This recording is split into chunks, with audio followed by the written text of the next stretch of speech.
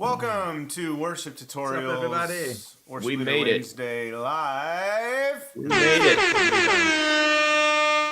There it is. We are on the heels of lots of technical difficulties, and it's all on my end. I don't know why, but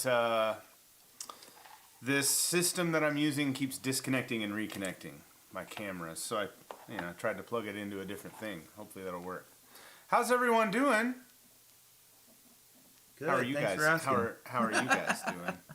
I was asking the internet in general, and now I'm asking you, Bradford and Fuller, specifically. Excuse me. I'm trying to catch up Allergies on have sleep. been the death of me this week. Sorry I've been to hear feeling that. so exhausted and gross and like Yeah. floating in a sea of nothingness. But hey, coming out of it, I got lots of good rest last night. So North Carolina is covered in a blanket of yellow pollen. So, it seems to have subsided a good bit, but that's just put me in a weird haze. I went to bed last night at like 9. yeah, that's what I'm talking about. All right, we got our first thumbs down. That's always a great start. Yeah, boo! It's probably my grandma Hmm. from the other side. All right. We are talking about. I hope that all of you had a wonderful Easter Sunday and weekend, and that you've had a nice break from that. Fuller, if you're not part of our WT Leaders Facebook group, please go join. I believe the link into that is in the description, perhaps in this Very video. safe space. It's very safe space. Yeah, so go join that Depends on your group. definition of safe. Go join that group and be a kind person, please. That's all we ask. If you're not kind, Bradford will delete your comments and posts, and we don't apologize for it. All right, moving on. We're going to talk about a topic today that I think all of us have faced, are facing, or will face, and we're going to talk about a specific sort of aspect to this thing that I think can be a little bit prickly. This is why I'm going to let Fuller talk about it. No pressure. Yes, because you've been here before, and I say that too, Fuller, because I know you and I have addressed this in our worship manual online course that is available at worshiptutorials.com. Here's the question. I received it via email. I'm going to try and put it on the screen. It came in, like I said, it came in via email. I'm not going to divulge this person's name just because. Why is this text thing so difficult in this software? Restore default styles, yes.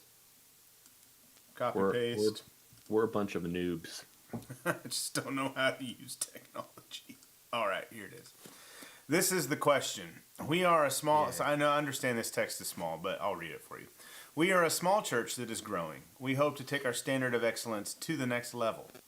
We have had a mix of different levels of musical ability serving in the past, and has led to the level of excellence going up and down depending on who is playing any given Sunday. He said on a given Sunday. I inserted any given Sunday because that's a movie. All right. This video. Sunday, bloody Sunday. This video, they were referring. No, any given Sunday is not Denzel. It's what's that guy's name? Al Pacino. Hulk Hogan? Okay. No, Al That's what I Pacino. thought. Hoo-ah! Is that not Scent of a Woman? Come on. You guys don't you guys know your classic movies? Yeah. Al Pacino's been in a million. Anyways. I know he has. All right, this video on Audition. So they were this person who wrote us this email. By the way, we read your emails. If we don't respond to you, it doesn't mean we don't read them and care about them. It just means we don't feel like responding. That's all. We didn't respond to this person, but I did forward it to you guys saying this is a great topic for Worship Leader Wednesday. We So should have hopefully- emailed him back and said we were going to talk about it. Well, we decided that this morning. He can watch it in reverse. Yes. Yeah, we'll send him a link to the video. Okay. The video on auditioning is great. So they watched a video that Fuller and I probably made, a Worship Leader Wednesday video about auditioning people for your team. But how would you guys handle restructuring the current team to produce a new standard of excellence? In this scenario, there would probably be people who are on the team currently who would not be on it after this new standard was set. I think lots of us in churches have experienced or are experiencing this. Okay, but there are also people who could totally grow into being solid members of the team who basically aren't quite there yet, but they feel like they could be there.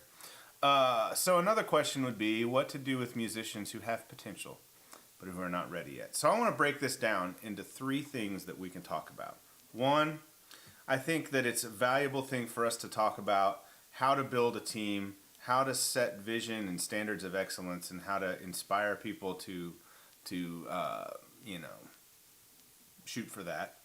2, how to go about restructuring a team or sort of rebuild a team where there are people on your team that maybe aren't at the level. I don't want to say the word shouldn't be on the team because that doesn't feel very good and may not necessarily be true, but there might be people who are not at the skill level that they need to be to serve on your worship team. So how do you handle that? How do you remove people from the team? Do you give them a plan to basically get up to a certain level to be on the team? Sometimes with guitar, like a guitar player, for example, can practice and get better. A vocalist can practice and get better, but some people just don't have the chops. There are people obviously who don't sing that well, and that's no problem. It's just a gift that they weren't, some people sing better than others. Let's just be honest. Okay. Boy, I'm digging a hole here. I'm trying to get myself out of it. Seriously. Leaders define reality, Brian. Yes. Okay. Not everybody should sing on your worship team because some people can't. Okay. I defined it. Okay. There you go. Boom. And so how do we do that? How do you do it gracefully, and how do you love people in the process and that kind of thing? Fuller, I said I was going to throw it to you because you and I specifically talked about this in a couple videos. I can't remember. I know we talked about this in the worship manual, volume 2 or 1. I can't remember. Volume 2 maybe, or volume 1. So let's just throw it to you first, Fuller, and we can tackle this one in sections. What are you feeling? What's on your heart and your mind right now? It's funny because I think all of it really is the same answer. Every part of that question is the same answer. And I think all of us, any of us who have been worship leaders, are constantly in this situation, right? Because your team should be constantly striving for excellence and getting better and growing, including yourself as a musician. So I don't think this is like a rarity thing. Like, now, obviously, it's going to happen more if you start at a job somewhere. If you become a worship leader somewhere, which a lot of our followers do, we get comments all the time, hey, I'm about to take over this ministry or whatever. Yeah. That's when this question's usually asked, because you just inherited a team, as opposed to starting a team where you're handpicking people, which is ideal, but I don't know one single person that's been able to do that. You will always inherit a team. I think it comes down to a couple things, and I really want to make sure people hear this. One, I don't think you're not the worship leader so that music can be great. I don't think that's what our job as a worship leader is. I think our job as a worship leader is to shepherd over the people that God puts in your path. I believe that your job is not to just build a band with great singers. Your job is to find places for those people that God sends you to serve. And if you can have it be on your music team, awesome. But your job isn't to just have an American Idol style, you're good enough, you're not good enough, I got to cut you out. That's not ministry. That's just like, building a band. So I think you have to, like everything, you have to realize that everybody is a person. Everyone has feelings and a heart and a passion and a gift. And it's your job now to help them figure out what to do with that gift. And welcome to the world of being a worship leader, because it's a huge pain in the butt sometimes. And it takes a lot of emotional energy and bandwidth. And so the first practical thing I would say, because I've done this literally 3 times in the last 15 years, I've done this 3 times. And my first advice to you is don't get rid of anyone. Don't cut anybody. Bring them in, love on them, figure out a way to make it good with whatever skill level they bring. And let me tell you, I've been at a church, all my churches actually, where one Sunday it's the most amazing experience ever, and the next Sunday it's like we can't even play How He Loves. And it has everything to do with the combination of players. So you have to look at your team and assess who's strong, who's weak, and you need to figure out how to assemble teams based on strengths and weaknesses so that any given Sunday, it's a decent experience. You have to start there. And then you have to build a culture over time that shows and displays the level of expectation, while being loyal and faithful to the people who have spent 5 to 10 years helping that church become what it is. Don't forget that. And so you have to then create this culture, and here's what will happen. People will weed themselves out graciously. Most people will go, you know what? This is a little too much for me. I think I'm going to step down. And then it's their choice, not your choice. Because all the while you're pushing them. You're having honest conversations with the guitar player who can only play 3 chords. You're meeting with them and saying, hey, here's 3 more chords I need you to learn. And I need you to learn them in the next couple months. And then you're saying, hey, you have to get better at rhythm guitar. Here's some videos. Go watch these videos. And you start loving them so much and caring about them so much that some of them, you'll be surprised, they will actually become killer musicians. And that's part of your question. It will take care of itself. And others will go, you know what? That's not what I signed up for. I just kind of wanted to show up and sing. And that's great too, because now you can have them serve somewhere else. Everyone's happy. Do not kick people off your team. Give it time. Give it 6 months to a year, and people will start to weed themselves out. And if you have a few stragglers that don't get the hint, then guess what? You've spent enough time building relational equity that you can do it with love and grace, and it won't end terribly. That's kind of my overarching advice. Good stuff. Bradford, what do you think? No, that's good. I absolutely agree. Because like at the end of the day, it's kind of unfair to be like the way a team is made up, someone's got to be in charge, someone's got to lead, someone's got to take ownership of it. It's kind of unfair for that leader to be the one who has to do all the hard stuff and do all the work.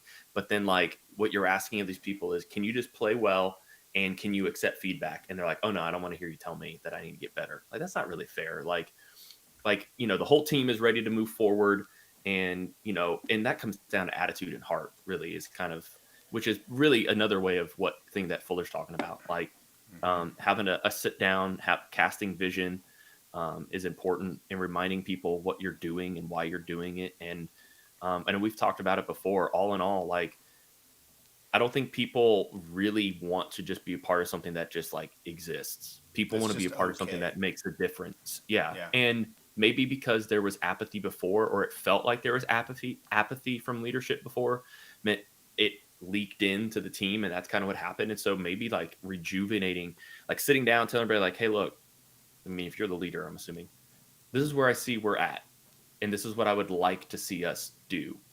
And, who's excited about this? Who would like to push some boundaries and get better? Who would like to try to get more creative? Who would like to try to offer something better to our church? Who would, more importantly, offer something better to the Lord? Like, actually use everything we possibly can to give him something. And like, who's going to raise their hand and say no? Like, who's going to say, no, I don't want to give God anything more? Like, and if they do, that's a conversation you have, and you end up realizing, hey, let's talk about this. So it's not really anything completely different from what Fuller's saying, but like my perspective on it was just a slight like difference. Like, I mean, you probably already know the people who won't feel excited about it. You probably could already tell before you even bring it up, but you don't know. So just having conversations with it, and then, giving people things to work on. This could also apply to building a team in general. We're talking about, this guy's kind of talking about like rebuilding or like restructuring, get better. Yeah. This is the rebuild part. Yeah, but this could apply to like auditioning people, period. If you're trying to add people to the team, the situation that we're talking about specifically, or just building, like, if you feel that there is something they could work on, you have to make up your mind as a worship leader. what do you want to do? Like, do you actually think it's worth your time? Because, like, not to be mean, but like, if you think this person's not really in it to get better, that's one thing. But like, if you're going to go through this process, then you need to like go through the whole process. Like, be willing to help people. Don't just, give them some constructive feedback. Hey, this is some things I really think you should get better at. Compliment them, tell them what they're good at so they know, give them a baseline, but be willing to help them. But don't just be like, you're really not going to make it. See ya. Like, that's not good enough. That would be bad. Yeah. So And I that, think, and that will produce many casualties beyond just one person. yeah. And I mean, just in lots of different ways. Like, you never know if like their spouse does children's ministry and they're like, nah, we don't want to do this either. Apparently, Or there's their no value friends here. on the worship team who would be like, what just happened? Yeah. So just being willing to, but you gotta, like, if you want to get better, like, be willing to put in the work to get better. It's not just a matter of saying, everybody get better. It's like, as a worship leader, you're shepherding over these people, you're pastoring these people, and you're also in charge of helping at least, I mean, you don't have to have all the answers. Just, can you provide, like, are you willing to help them find the answers? Like, hey, let's journey together or whatever. So very similar to what Fuller said, but kind of like some slightly different perspective on it. I think you guys highlighted two of the first two things that I think this person who is in this situation, and you, if you're in this situation, have to do, with a few caveats. Like both of you guys said, you don't just come in and say you're fired, right? Because that's not what church is. That's not what serving on a worship team is. And that would be bad. Your first call is to pastor these people. That's what you're there to do. You're there to love these people. And somebody wrote it in the comment. We say this all the time. Like, you have to understand that people are more important than the thing that they do on your team. Like, Bradford as a person is way more important than Bradford as a guitar player, right? So whoever Bradford's worship, he's ever said to me. I know. And so if I were Bradford's worship leader, I would need to understand that Bradford as a person is more important to me than he is as a guitar player. And I believe worship leaders say that, but I don't believe they always act on that. I think sometimes their actions show to people that, the guitar player playing guitar is more important than the guitar player. Okay, just as an example. So you have to understand that, and you have to care for people. Bradford talked a lot about vision and communicating vision, and that's a very important. If you're going to come in and restructure things and raise the level of excellence, you have to tell people that is happening, and you have to give them a glimpse of what it's going to be like in the future when we all aspire to this, right? And we all put in the work. So it's very important that you clearly cast the vision. Casting vision, that's a Christianese thing. That you clearly give people a view of the future that is better than the present. And then, two, give them very specific action steps to get there. And that's for everybody. That's not just the people who are not as skilled as everyone else. And these steps are simple, and we talk about them all the time. Come to rehearsals prepared. Come to rehearsals on time or early. Memorize the songs before you get to rehearsal, right?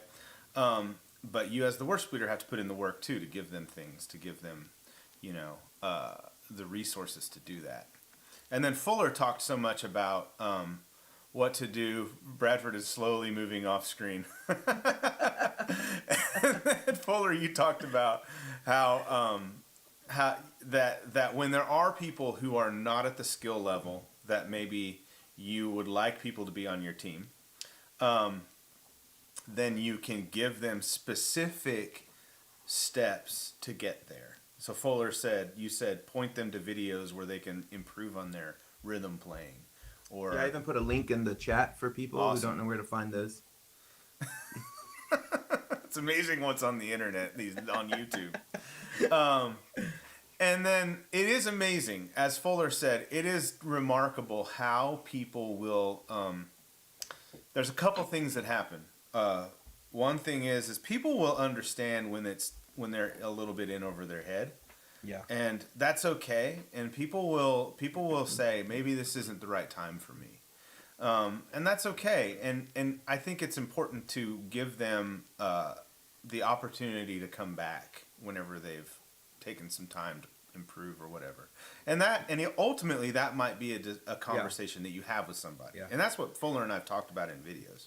You know what's funny? I have a story from when I was in Nashville, when I first moved to Nashville and thought I was the bomb.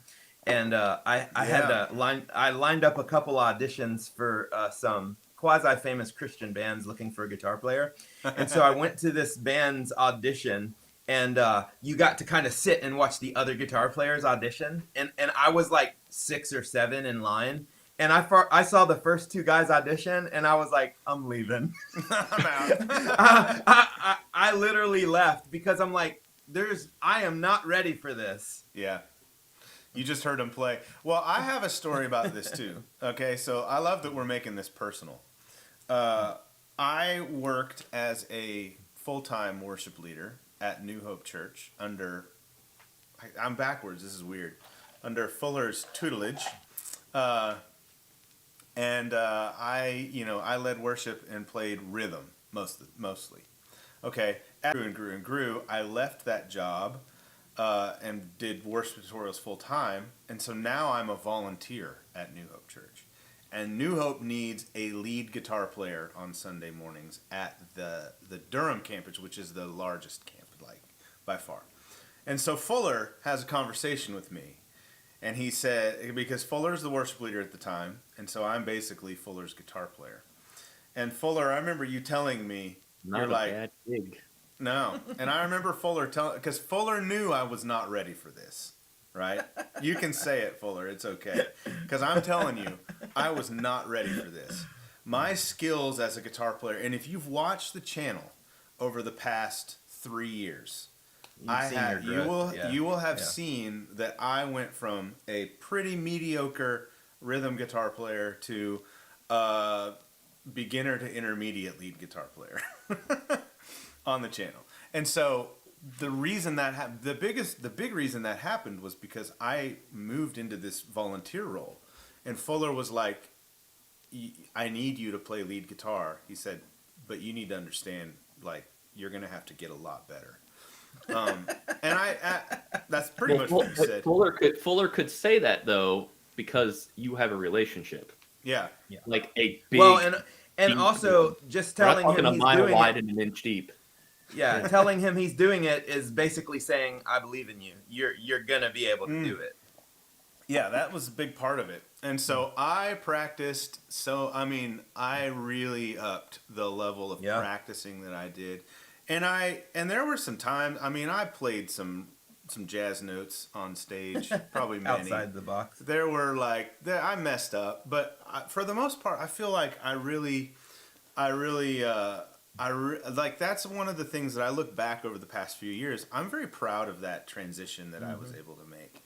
And it was also something I did not think that I would be able to do. And so...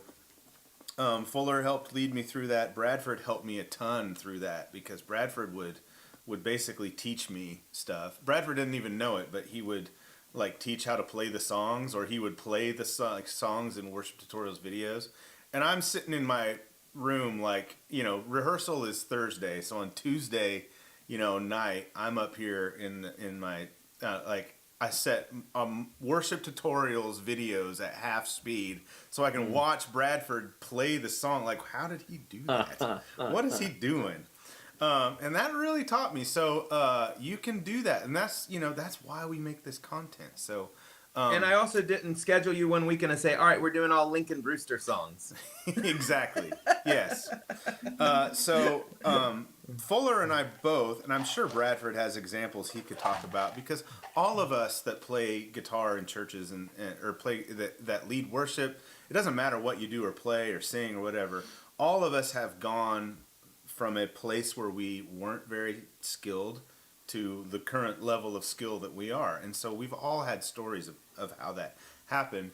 And I think it's so important that you don't just fire people, because those people will never develop that if you do that. If you just say you're done, you're off the team.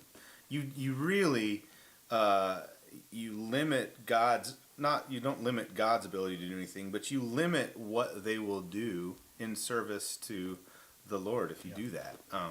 So we have a responsibility as worship leaders to shepherd and steward our people. Okay, let's transition. Do you guys have any other thoughts to add to that conversation? Because that's a good one. One caveat is this is different than when you're actually adding new people to your team. Yeah. So once we you're should talk about that next. once you're in that position, then you have the standard which you already have established, and as you're bringing on new people, you can take them through that process, and if they're not ready or not good enough, they don't get on the team, and that's okay. As opposed to they're already on the team, so they're kind of grandfathered in, so you have to just deal with it. Yeah. But when new people come on, you do have the freedom to go, hey, you're not ready yet. Here's what I'd like you to work on, and then here's when I would like you to check back in, and then here are some other ministries. Would love to have you serve on a productions team or running cameras or lights or even backstage. I've actually created positions for people out of the air because they wanted to serve on the worship team and they had a specific skill. Oh, you're awesome. You run a catering business? Okay, cool. How about on Sundays you bring in snacks for everybody and get everything set up for breakfast until you've gotten to the point where you can play guitar with us? Nice. So you said something pretty controversial though, Fuller. Sorry, I'll go ahead. What were you saying, Bradford? Oh, no, I was just going to say, like, from whatever side you are on in this conversation, whether you're a band member, team member, whatever, or you're the worship leader, no is not a bad thing. Like, we are conditioned to think that if somebody doesn't give us what we want, that means they don't like us. Like, that is not, and like, that's unrealistic expectations, and that's not necessarily fair.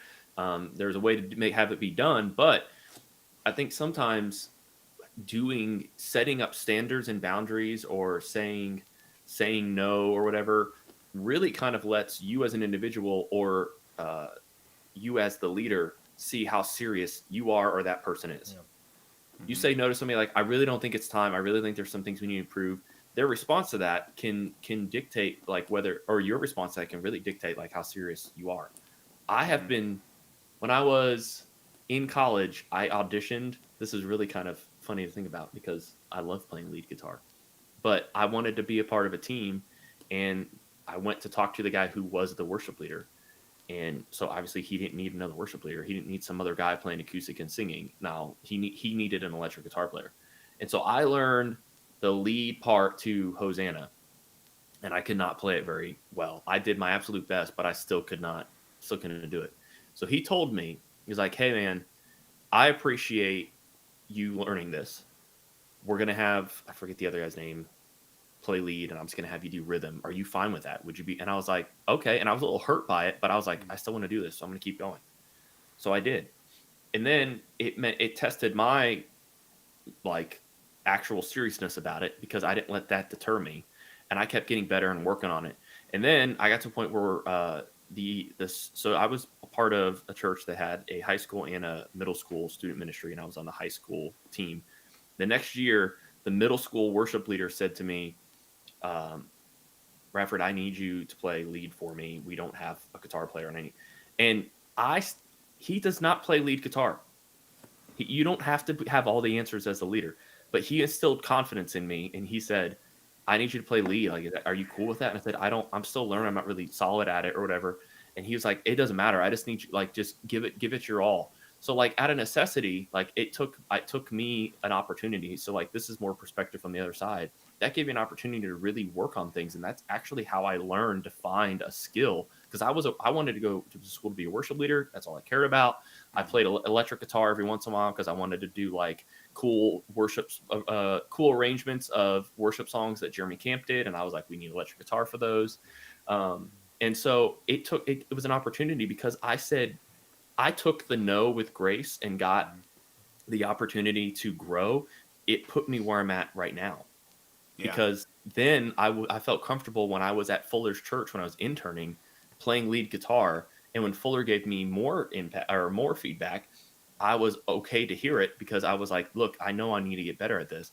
So a no is an opportunity for both sides to really see who's serious.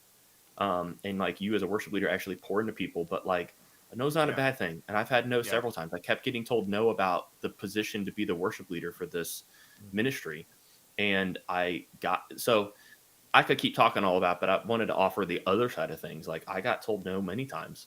And or I got told, hey, how about you work on this while you serve in this capacity? And that's important. No is not a hateful response. It doesn't have to be. It could be. Right. Yes could be a hateful response. It's all perspective. So yeah, that's good stuff. Thanks, Bradford. Let's talk about you guys have been talking about.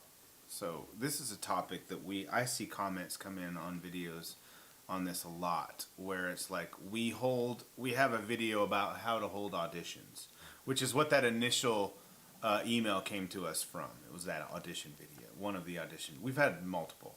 We have videos on how to say no to somebody who auditions. And that video has gotten a lot of feedback. And I've seen people in this comment thread. I don't think that you're saying anybody and everybody should be led on the stage and given a microphone. But there is this idea that a person's skill level doesn't really matter. All that matters is their willingness to serve. But we would push back on that and say that the person's skill level does matter. And so let's talk about that for a bit. How do we set up so this is talking, now we're moving more into building a team like from scratch or adding members to an existing team. There have been a few questions, and one is one question I really want to get to because it was part of that email that came in, and there have been people asking in the comments there's a few questions in the chat saying, I'm at a small church. All the musicians that are skilled at my church, I know who they are, and they either serve or they're not going to serve for whatever reason. And so how do I add people to the team in that situation? And that's really hard. there's no magic formula. We understand that's, you can't just add people out of thin air. So let's talk a little bit about an audition process and how you sort of set a standard of excellence. And then let's talk about how do we find people to get on our team. What do you say? Fuller, you want to tackle some of that? Sure. So, I mean, if you're really interested in getting deep in this, I would suggest go checking out the worship manual, because Brian and I have done 50 hours worth of content, it seems like, over this stuff in detail, as well as PDFs and stuff like that. So if you really want to go deep on that, I would suggest checking that out. But in general, I mean, the first thing you have to have is just your own personal standard. Like, you just have to know what the standard is, what is acceptable and what's not acceptable. And you have to be realistic. Like, if your standard is Mariah Carey and Celine Dion, you're probably a hypocrite. So, you need to look at who's on your team now and go, okay, that's the ballpark plus or minus some, right? So who's your best vocalist? What are they able to do? And a little bit better than that, or a little bit not as good is fine. That's the window, right? But a lot of people have mediocre vocalists on their team, and they're auditioning people trying to find Celine Dion. It's not going to happen like that. It rarely ever does. You have to stair step. You have to stair step up, and because as you stair step up and you get other, maybe you find someone that's just a little bit better than everyone else, that person is going to elevate everybody. And then now in 6 months, your standard has gone up collectively, because let me tell you, when you take decent singers who've been singing for a long time and you put them on stage with someone who really is awesome, they're all going to be like, oh my gosh, I gotta watch them. I want to learn. How do they do that? What do they say in between songs? And before you know it, all your vocalists are like going up to the next level. It's like Michael Jordan playing on a basketball team. Yeah, exactly. Your team's going to get better by default. They're going to all go home and start practicing. It happens all the time. I've seen it a million times. But be careful to go down, because if you get someone who is not as good as what's on your team now, it could have a negative impact. But again, you have to know what you're looking for. And then practical advice is never have auditions by yourself. I would select one or two people on This your is gold. team to be a part of your auditioning team. So when we used to have, you guys know, Brad, you know, when we used to have Liberty students come in for internships, we would audition them at the front just to kind of see where they're at. And I would always have like Brad and some other people because I wanted them to get 3 or 4 perspectives. Because I might be like, oh, they were amazing. And Brad might be like, yeah, there was a few things they did. And I'm like, oh, I didn't see that. Didn't notice that. So put a group together of people. That way, if you have to say no, it's not you against them.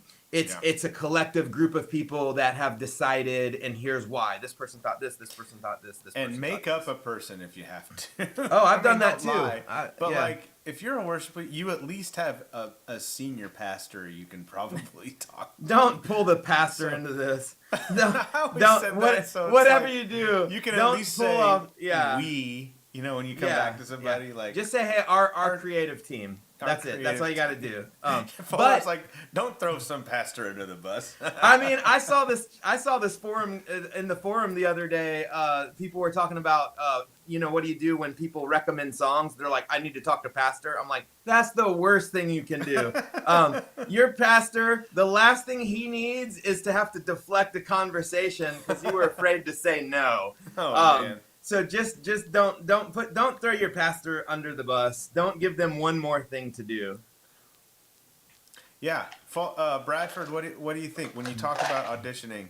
I'm just going to throw this out there. You know, Bradford is often seen on the face of worship tutorials as guitar hero player. Bradford is a very accomplished. I don't have leather pants. They're ripped. Bradford is an awesome worship leader, and his leadership, wisdom, and skills off the charts. So, and Bradford has, for as long as I have known him, which is many years now, been a fellow. 9.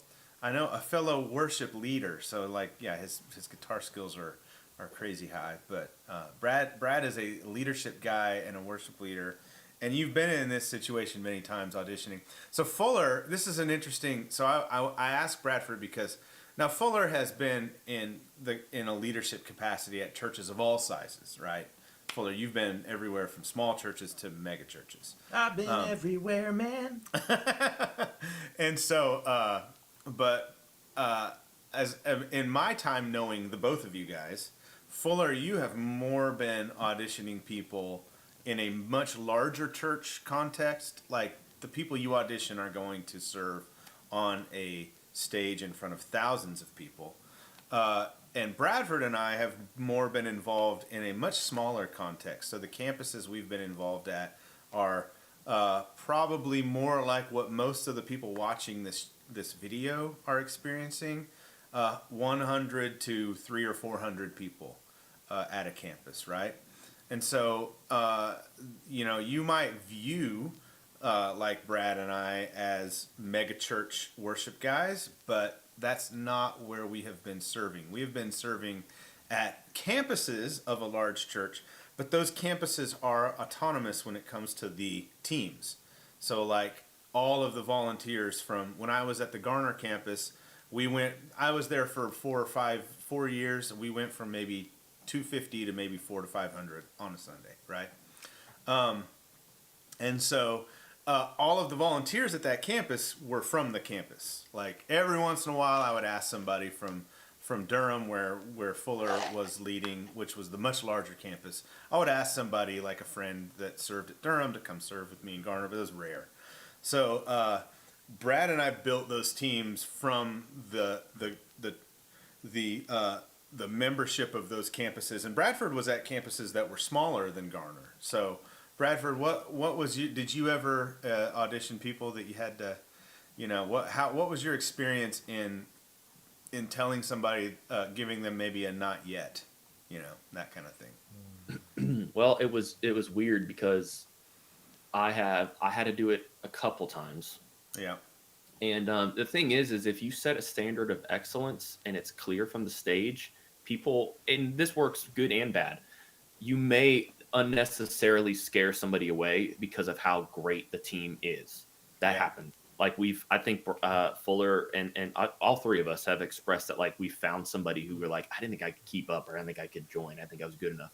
I know we've all had that at some point, but at the same time, if you have a level of excellence, and we're not talking about like performance and being only caring about being the best and being perfect. We're not talking about like being heavily production. We're talking about like being intentional with making sure the things you're offering the Lord and your church are the best they can be. Just because it's for church doesn't mean it gets a pass and you get to be like, well, it's just church. Everybody loves everybody and bless their heart and all that. Like, I don't understand that approach.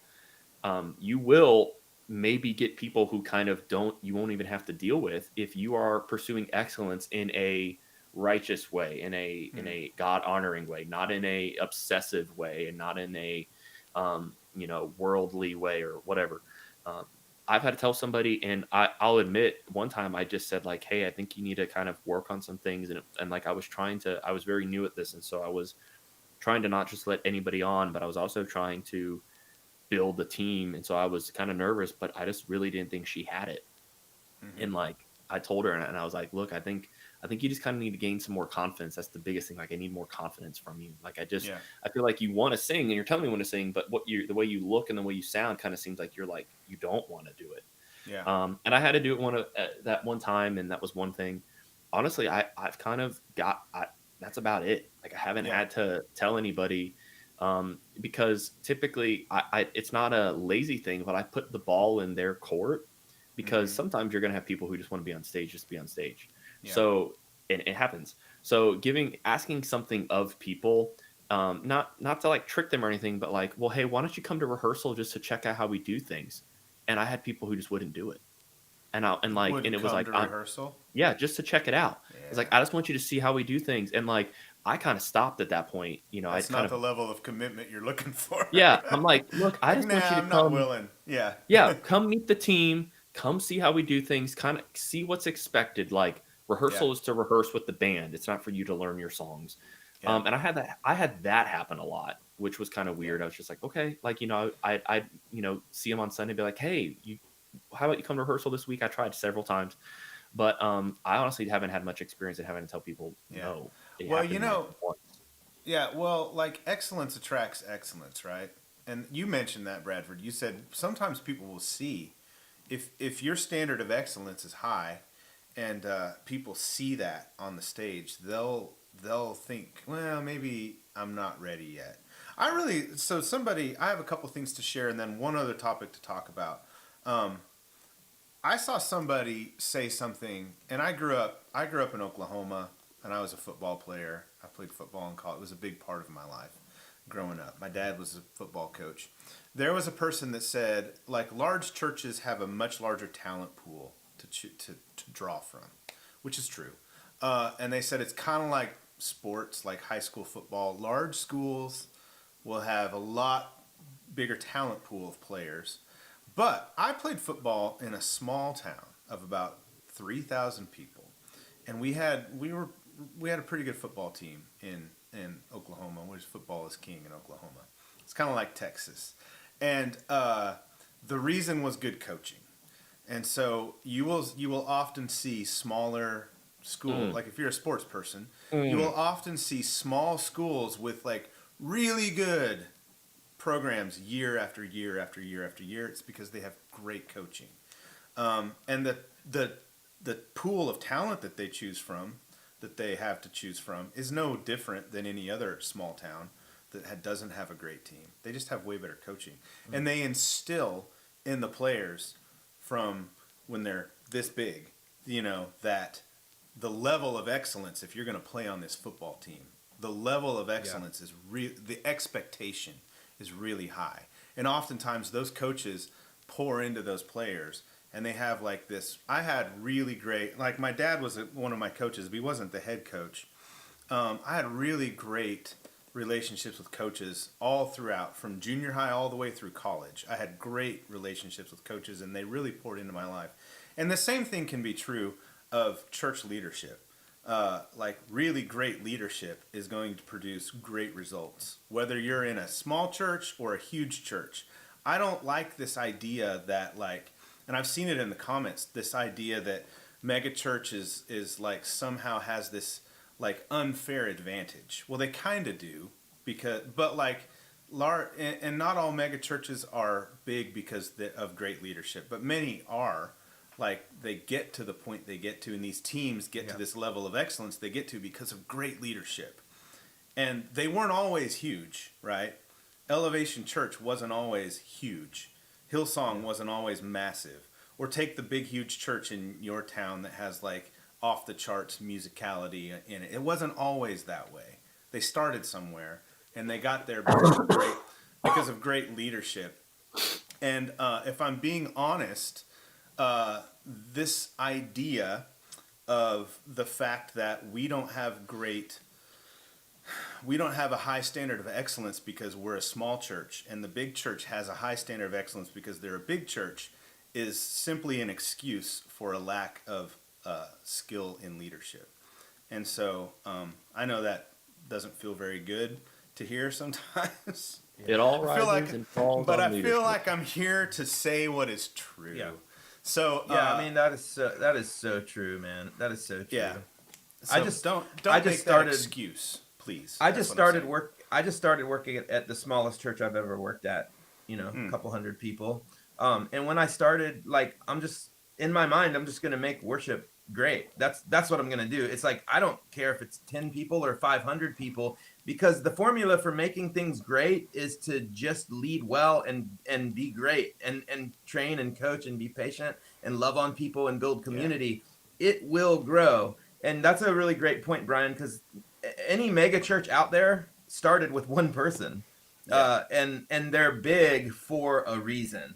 And so people who, oh yeah, we're just a small church. Now, if you live in a town of 375 people, yes, you know, so then you go by percentage, you know, like the average, I think the average reach of a church, a mega church, is like 10% of the population. So if you live in Charlotte, you should have a pretty big church, you know, if you're doing things well. If you live in a town in the mountains where only 17 people live, yeah, if you have 3 people at your church, that's huge. That is a mega church. Yeah, and please don't hear us saying that a church size equates to how well that church is run. Or Not at all. That is That's my not whole point. True. Yeah, even if you're in a big town, you know, a big city, we have all seen mega churches that are led extremely poorly. So, you know, and it's like you don't have to look far to see that, because they often end up in the news and stuff, and their leadership and that kind of thing. So that's not what we're saying at all. And we're also not saying that, like, you know, a great musical performance is the litmus test with which you should judge how well worship went. That's not what we're saying either. Yeah. But excellence does matter, and it matters to God. And the other thing too is everything great starts from nothing, right? That's why the Bible says, "Do not despise humble beginnings." Like you take Joe Satriani, you know, Steve Vai, when they all picked up a guitar for the first time, they all sounded like everyone else who picked up a guitar for the first time. Yes. The only difference is what they did between the time they picked it up and now. Yes, and how many hours they spent. Exactly. So you could become an amazing guitar player starting today. Yeah. Hey, Bradford is going to have to run here in about 3 minutes. So if he you know, all of a sudden he's not on the screen anymore. And it's mysteriously he has arrived. Someone offended him. He is canceling this thing. Yeah, I'm a millennial, and I don't appreciate. Thank you. I caught that office reference, Bradford. Thank you. Who was it that said that? And as mysteriously Oscar. has arrived. Yeah, it was Oscar. That's right. Oscar. Hey, I want to say thank you to SK105 for the super chat. Really appreciate that. It says, been enjoying this conversation today. And then I would like to set up one more topic that Fuller and I can, and maybe Bradford for a minute, can speak about as we close out. We'll be losing, they said that we'll be losing a lot of members as they graduate and move on from the college ministry. So first of all, kudos to you. That's awesome that you have this college ministry that is like feeding volunteers into your worship team. That is great, because often that age group is not very involved in church. So that's awesome. But you know, I think a lot of people are in these leading in a youth context where it's like, if they're students move on. Their tenure is never more than a few years. That pollen is getting to you, isn't it, Bradford? So I finished my water. let's talk about how we find and add people to our teams. Like where are these people coming from? Brad, you have any thoughts before you got to leave? I know you got to leave in like a minute. Yeah. Bradford emotional. Thank you, Mike. No, it's what's funny to me is like, well, I wouldn't say funny, but the whole point here is they have pulled from college ministry to do this. And like, that's a great spot. That's like there are statistics about how our brains develop and how being at certain stages of life is the best time to expose children or teenagers or whatever to instruments or languages, because their brains are better, like they can process it quicker. Good gracious. He's struggling. I'm like completely dried out. Like I just, as I keep talking, it's going to get worse. Well, that's why, because I'm on allergy meds. So there's science behind the way brains develop at the younger ages. So like, take advantage of that. Like science is so cool. It like proves how intricate and amazing our God really is. Yeah. Grab some kids, grab some middle schoolers, high schoolers, or whatever, start training them, start teaching them, give them opportunities to lead. One thing I've heard people do, some people, and I get it, some people feel that it could be considered a little patronizing. It all comes down to the heart of the matter and how you're situating it. It's the heart of the matter. Put someone on stage. That was for Fuller. I thought he was going to do it anyway. Don Finley in the house. If you got somebody who's trying to get better, sometimes like worship music is not hard. It can be, like, you should absolutely, yeah, you should be doing your best. But I mean, from like an execution standpoint, it can be pretty easy. So you can teach people the bare necessities. Man, we're gonna get copyright claims. I'm done. And get them on stage, but they need to understand what's expected of them and like what it feels like to lead, what it feels like to play live really quickly. Like, as in, like, you want them to go from learning their first 4 chords to being on stage in like 6 months or whatever. Put them on stage, tell them like, I'm not going to put you in the house. I want you to feel what it feels like and what is expected of like playing, that way you can get a realistic expectation. So your first Sunday, you're not freaking out about it. Don't put them in the house. If you got tracks for whatever instrument they're trying to learn, don't turn those tracks on. And what you're doing is you're helping lead people in a different way. Like, I know for some people that may seem it's inauthentic, but if you're trying to raise leaders up, you're trying to raise musicians up, that's one way you can help them understand kind of like what it feels like and what they're trying. Like, you can expose them to what they're doing. You can bring them alongside of people who are really, really good. My philosophy was always, I didn't want to have like 1 week be like my best team, and then like the next week be not so good of a team, and then, and have to wait till every other week. And I always tried to get the people that I thought chemistry was important. I wanted community to happen, but I tried to mix my teams up like yin and yang. Like, let's get the strongest drummer here with maybe like a decent bass player and like whatever. And then everybody felt elevated and felt like they could get better, because like the bass player and the drummer, their relationship when they play is very important. So if you kind of pair them up, like maybe the bass player is really, really good and the drummer's, pretty good, but still coming up and trying to learn more. They can help each other and be like, hey, can you like lock in on this kick pattern with me? And I've seen it happen. Like, just tell those people too, like, I need some help and all that. So that's random thoughts, but that's so students is a great place to pull from, and it's also a great opportunity for you as a leader to mentor people, which is an important role that I feel like worship leaders often don't step into, but we should. It's all about discipling. That's what Jesus called us to do. Make disciples. Well, that's a different kind of a thing, but kind of. Thank you, Bradford. Appreciate that. Hey, I love you guys. I'll see you later. Bye. Have a good Bye. lunch. I'm gonna go have Korean food. Now I'm hungry. All right, Fuller, we just got bigger. That's right. Our faces are huge. I think our faces stayed the same size. It's just what around us got a little wider. There you go. All right, Fuller, do you have any thoughts on? We have a few more super chats, and I really want to get those. Yeah. I really want to say thank you to those folks and put that up there. But Fuller, do you have any thoughts on where to find musicians, especially if you're in a smaller church context, and you feel like you have really exhausted the resources?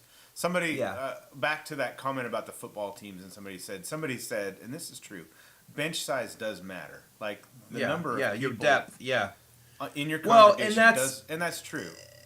And that's also if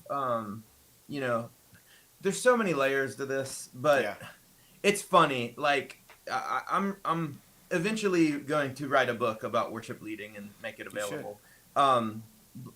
It's the same thing. Like we all struggle with the same things. And I've as a worship leader, I've hired and helped hire, probably maybe even 100 by now worship leaders over the last 2 decades. And every single job description that I've seen from every church has a couple things on it.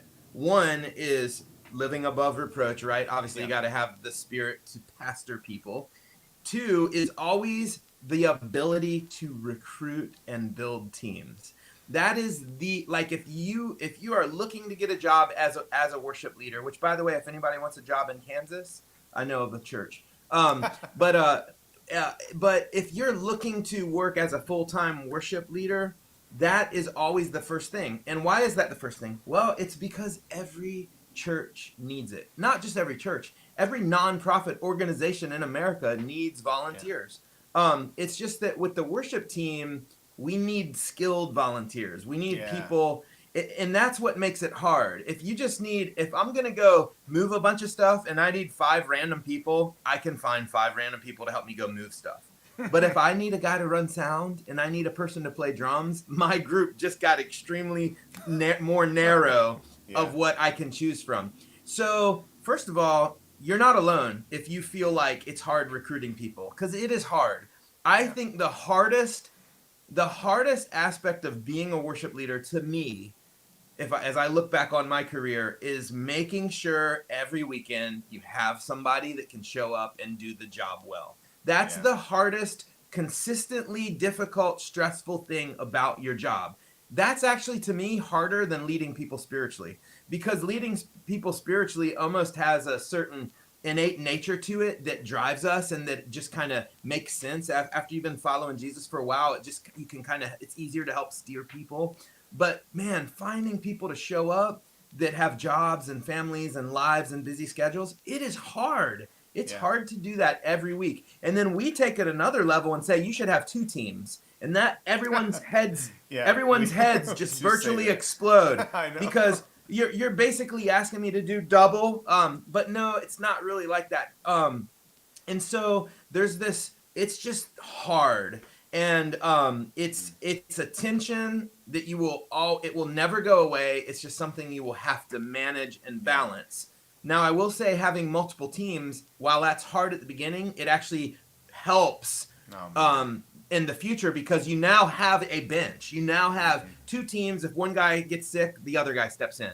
So you're actually doing more work at the front to actually reduce long-term stress over your career. And so, because trust me, if Easter rolls around and you're losing sleep because your drummer is not feeling good, it's way easier to know I have 2 other drummers I can call. Yeah. I mean, and if you're going to be doing this for 5-10 years, that's stress you don't really want to live with. I know that wasn't your question, but I just felt like getting all that out. The practical thing is this. You start with who you have, right? Pour into them, help develop them, make them feel valued, because you don't want the back door to be wider than the front door, right? Like, if new people come on, if a new person comes but 2 people leaves your team because it's unhealthy, you're negative. So take care and nurture the people you have, and then you just gotta, one person is an addition. don't look at it as like I need 5 people. Just who is the next person that we're adding to our team? One person at a time.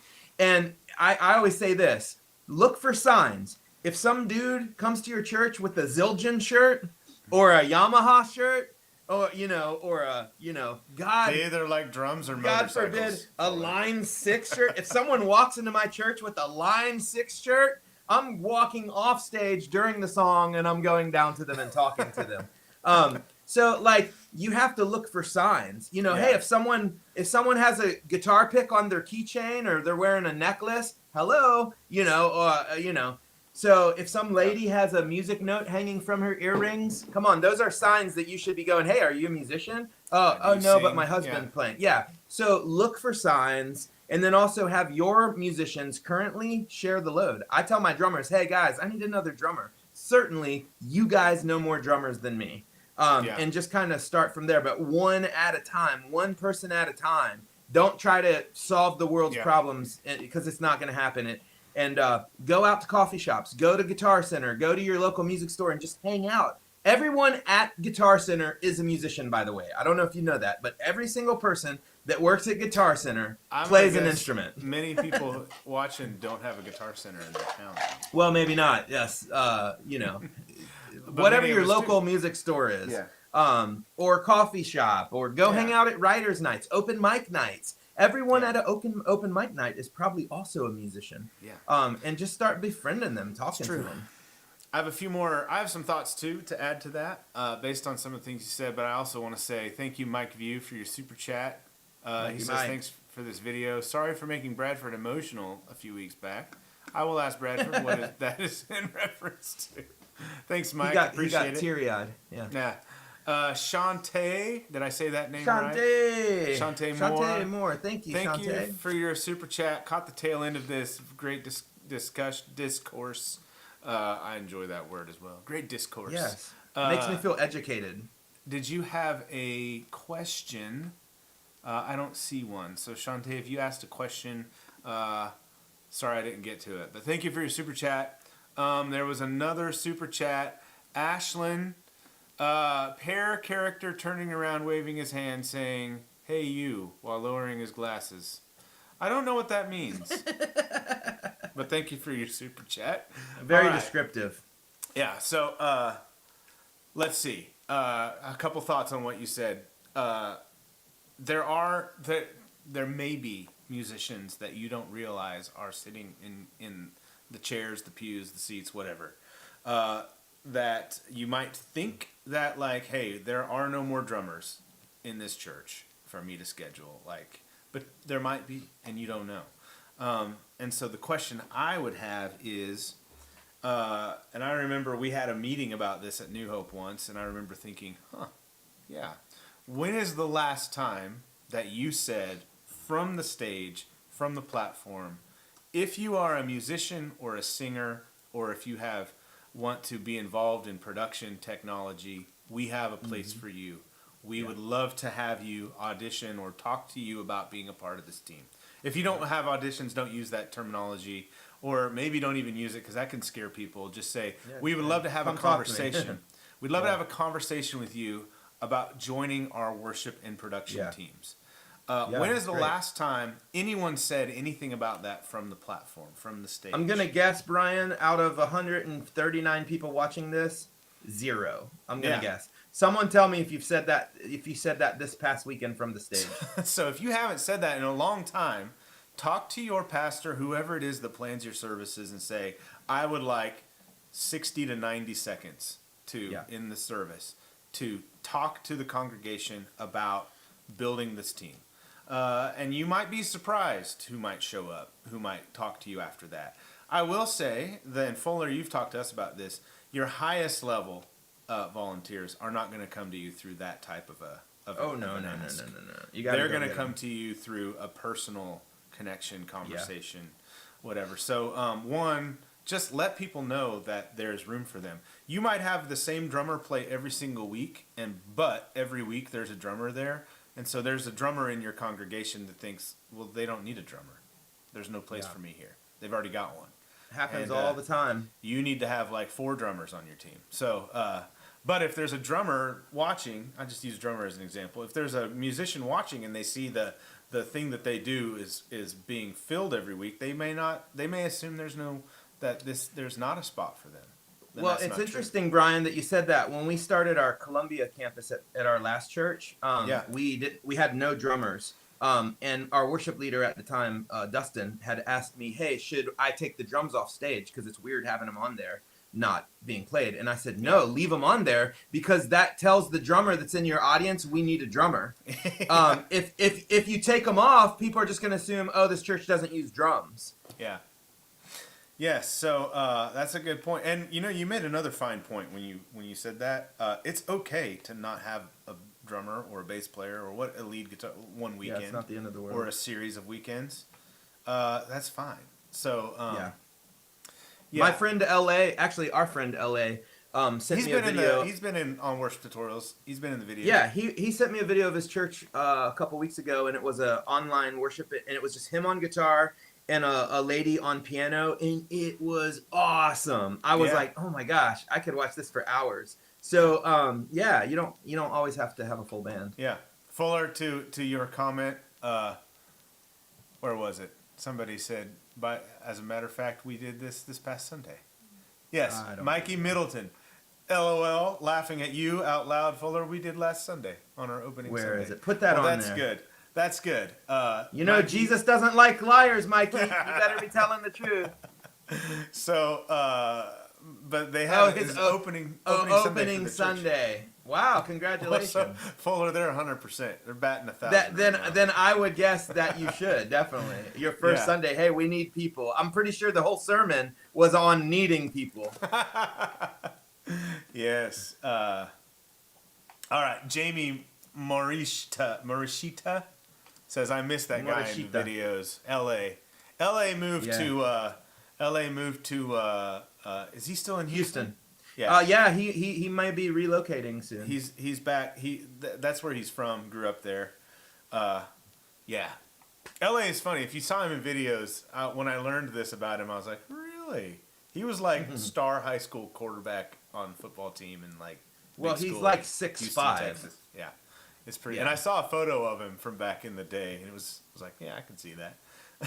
he was backup to another quarterback that went to the NFL. I think. When he was younger. Yeah, and I was like, yeah, you weren't playing. That's not surprising because it's Houston, Texas. It's like that's football country down there.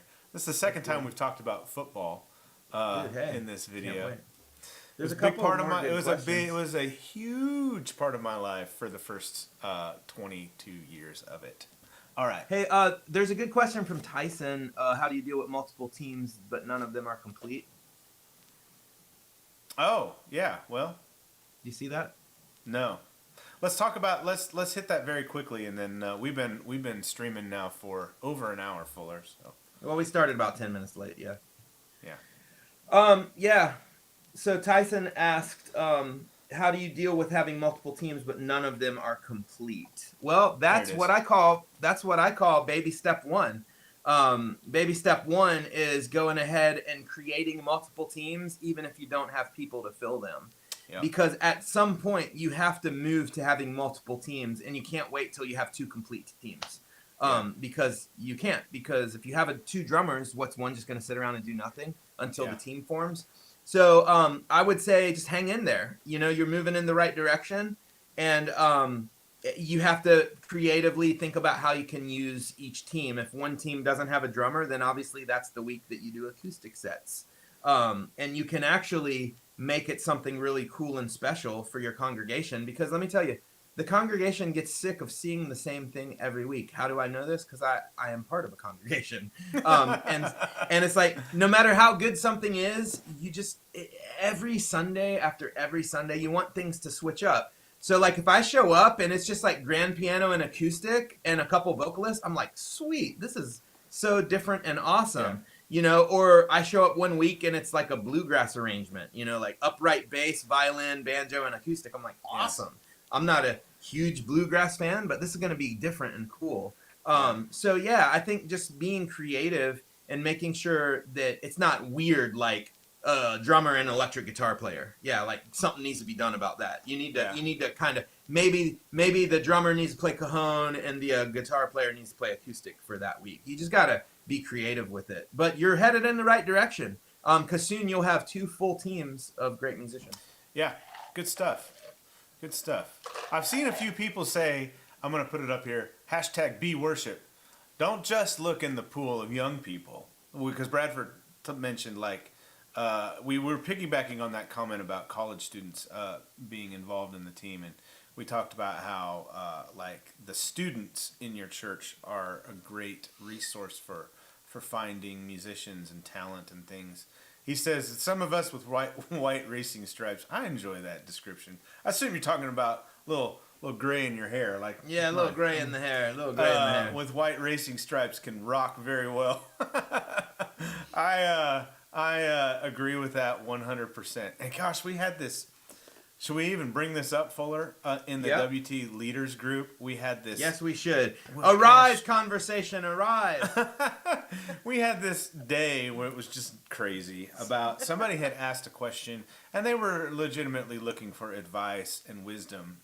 So we commend them for that, but they didn't word it with much wisdom. They were talking about trying to add youth to the team. So if I have like a 50-plus-year-old person who's talented in auditions, how do I tell them no, or should I? And the answer is you absolutely shouldn't say no, and you should have people of all ages. We are, Fuller and I and Bradford as well are very what's in favor of creating diversity in our teams. And diversity that matches your congregation, but more importantly, the community that your church is in. And that diversity can mean, ethnic diversity, but it can also be socioeconomic diversity, age diversity, all of it. I think that your team should represent that, and your staffs on your church should represent that, which is often not the case.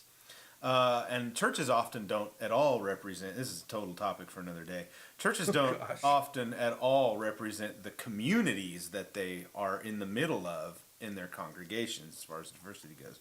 But on the team, I think there's great value in having people of all ages on. Now, I wouldn't have a little kid on the team, even if they're because that might be kind of strange unless it was a special thing. But as long as somebody has the emotional, spiritual maturity to be on the stage, then it's great. There might be, and that's a good point, and that's why we talk about make an announcement, let it be known that you are looking for people, because if you have all people that are one age group on your team, say everyone on your team is in their 20s. Well, a person like me in my 40s or older, in their 50s or 60s or older, might see that and say, well, there's not a spot for me on this team. But that's not true. There absolutely is. And that can go the other way too. You might have a team that's all older people because that's most of the congregation. But say you're starting to reach younger families and you have, teenagers or people in their 20s and 30s that are interested in serving. So I all that to say, that you should be hoping to add all kinds of people that represent your congregation and your community onto your team. Well, hey, and they'll bring a richness of talent and backgrounds and only make things better. Not only that, people, especially 50 plus, they probably have stability, they have money, they have resources, they have wisdom. And they probably have a sweet house you could have barbecues at. If your entire team is full of 26-year-olds, guess what? Everyone's probably broke and lives in an apartment. So there's a lot to gain from that large swing of diversity. Plus, some of the best musicians I know are in their 60s. John Williams is getting ready to score the new Indiana Jones with Harrison Ford. #legends. John Williams, I think, is like 89 or 90. And Is he he's really getting ready that old now? Yeah, and he's getting ready to score the next Wow. Indiana Jones, and I guarantee it'll be better than anything you've ever heard. I saw a video of him directing a symphony. I forget which one, but they were playing something from like the Jurassic Park soundtrack. And man, to see them do it live, so cool. Yeah. And you see John, and he was older, and this was not that old of a video, so he's an older person at this point, you know, in the video. And you just like they start playing like, you know, he's heard it a billion times, but like and you just see his face. He like closes his eyes. Light up. You're just like, for one, he's probably thinking like, this is so beautiful, and two, he's like, I made this. Yeah. You know? You know what they're probably thinking, Brian, is can we use music stands? I think they were, Fuller. I'm sure they were. But you know, you don't need it to play 4 chords in You do not. Like Brad says, oh yeah, because How He Loves and Vivaldi's Four Seasons are exactly the same thing. Exactly, yes, yes. All right. I think we should end it. We've been on for long enough. Thank you, everybody, for hanging out with us. We really appreciate it. Thank you for all your comments and super chats and emails and things that you send. Obviously, it informs like the topics that we want to talk about in these Worship Leader Wednesday live videos. So we appreciate that, and we do often go through these comments after the fact to pull out like great questions for future videos. So we appreciate that. We'll be back next week, right, Fuller? We'll be back next week, and if anybody wants to buy a Kemper, hit me up, because Brian's really messed me I messed Fuller up, and I gave him an FM3 to borrow for a while. So Fuller's selling Fuller, you're selling your Kemper. I'm selling my Kemper and my HX effects. If you're catching this on the replay and you are 76 minutes into this live video and you want a Kemper, send Fuller an email. Hit me up, Fuller. Yeah, Fuller at worshiptutorials.com. There you go. I'll let you give your own email out. Yeah, there you go. All right. But not to be confused with freegear@gmail.com for Jake was asking if we can give him a guitar. And I said, yeah, Jake, we've just been waiting for people to ask us for free stuff. You can send us an email at freegear@gmail.com. Hey, there's one more super chat, SK105. As we wrap up, I thought I would ask these 2 questions that have never been asked before. Helix versus Kemper, and should we use music stands? SK, thank you for your super chat. I'm going to ask Bradford to send you a personal email. I'm going to ask him to just make a video where he divulges all. Okay. Yes, that's good. I assume that was a joke. So if that was a serious question, SK105. He said ha ha ha. Maybe next. Yeah, I think you did. It would take about 4 hours to answer that. And then the chat room would probably get blocked. Or we could answer it in 2 words. One of them either Helix or Kemper, whichever one you think is best. And then the other word being no. I wouldn't do music stands unless I am performing with John Williams on the Jurassic Park soundtrack, in which case I would say absolutely yes. Bradford says, don't give away my email. I didn't, Bradford. Yeah. I didn't, and I wouldn't. Okay, that's it. Brad's email is freeguitars@gmail.com. Yes, we're done. But only send guitars there. That's right. That's right. P.O. Box. If you send Bradford an email there, he will send you one of his guitars for free. Okay. There you go. That's how it works. I really wonder if freeguitars@gmail.com is an actual email address. People actually send emails to it now. Oh my god. Okay. I'm gonna email it right now and see what happens. See if it bounces back. In the meantime, that's right. We're actually gonna say bye. Thank you for watching. Bye guys. See you later. Bye bye. Peace out.